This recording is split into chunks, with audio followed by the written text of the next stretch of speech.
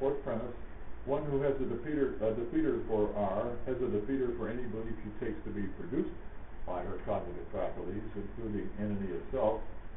Therefore, fifth, therefore conclusion 5, entity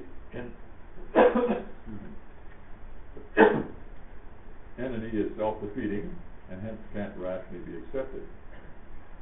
These premises need defense, perhaps the first one in particular. So suppose there are beliefs. This isn't essential to the argument for one, but it will facilitate brief statement of it. From the point of view of materialism, a belief will presumably be an event or structure in the nervous system, perhaps in the brain. It will be a structure involving many neurons connected in various ways.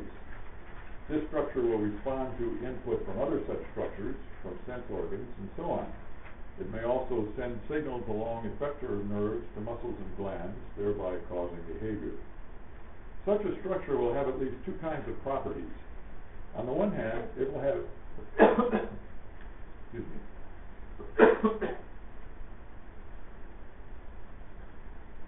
On the one hand, it will have neurophysiological properties, called NP properties, specifying, for example, the number of neurons involved in the structure, the rate of fire in various parts of it, the change in rate of fire in one part in response to change of rate of fire in another, the way in which it is connected with other structures and with muscles, and the like.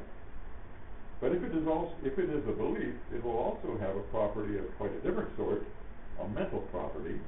It will have a content. It will be the belief that P for some proposition P. NP properties are physical properties.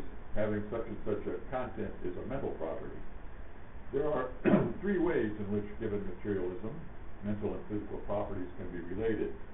First, non-reductive materialism.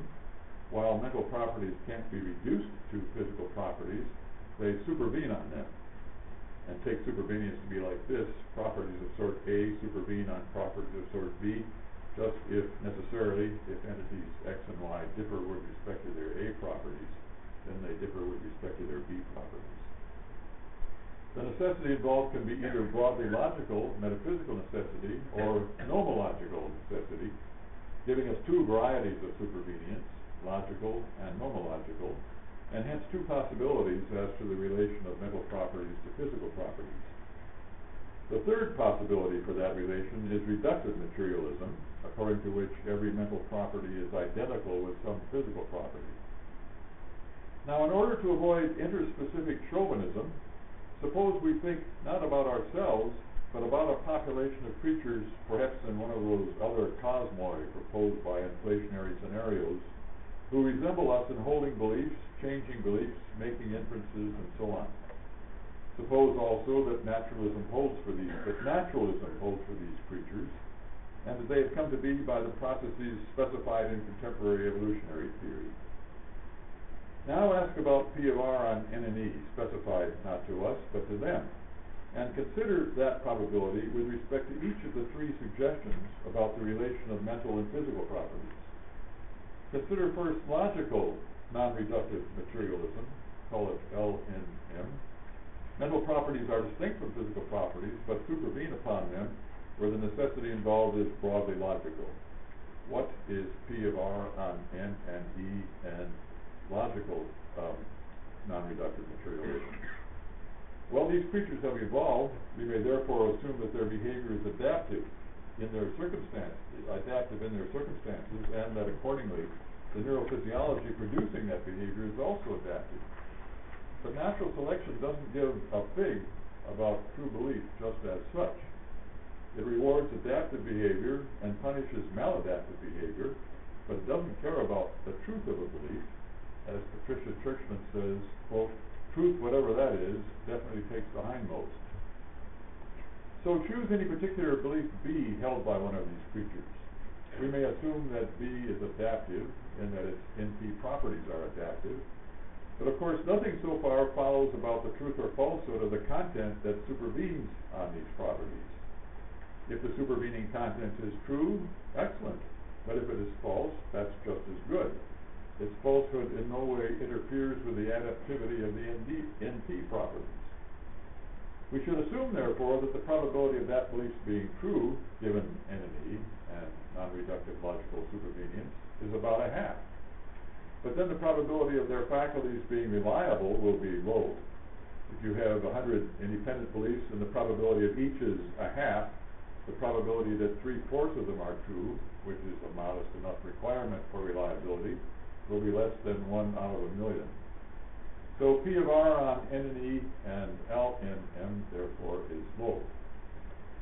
But the same thing holds, and for the same reasons, for P of R on N and E and N and M, where N and M is the version of non-reductive materialism where mental properties supervene upon physical properties with nomological necessity.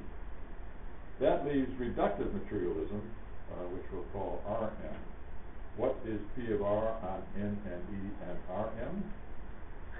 Here the property of having such and such a content is identical with some physical property, presumably a neurological property. Again, consider any particular belief be held by one of these creatures. We may suppose that having this belief B is adaptive, and adaptive by virtue of its content as well as its other physical properties. But once again, it doesn't matter whether the content associated with B is true or false.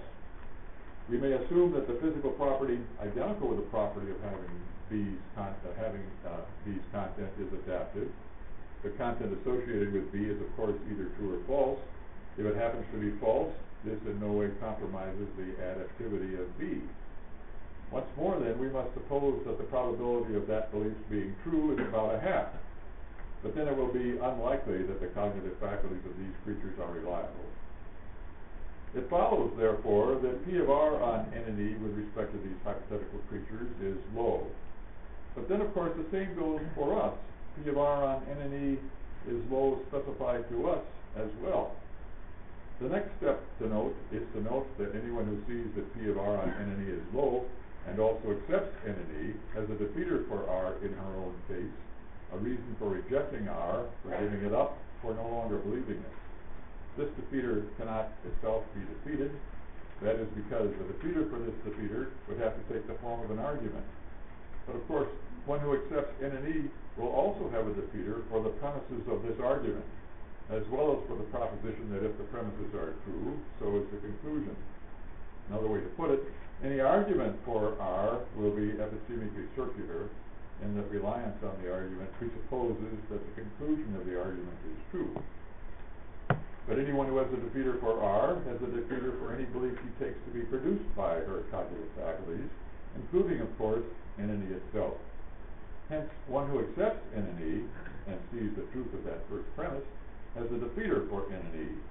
N and E, therefore, is self-defeating and cannot rationally be accepted. If so, however, there is a conflict between naturalism and evolution. Their conjunction cannot rationally be accepted. Evolution, however, is one of the pillars of contemporary science. Hence, there is a science-religion, or perhaps science-quasi-religion conflict in the neighborhood of evolution, all right, but not between evolution and theistic religion. The real conflict is between evolution, that pillar of contemporary science, and naturalism. Thank you.